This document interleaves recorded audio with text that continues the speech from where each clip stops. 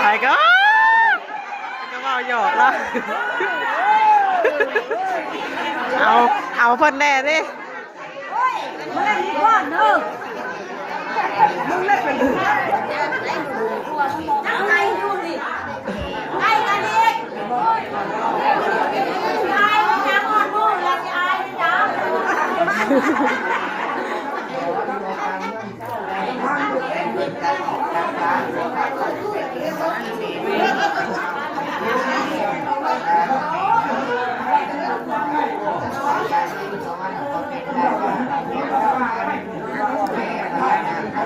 ไม่เดี๋ยวเราจะว่าบ้าเลย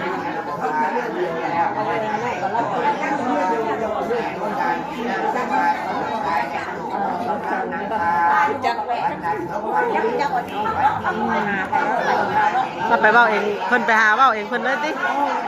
เราก็อยากได้แห้งอย่างดีเนาะ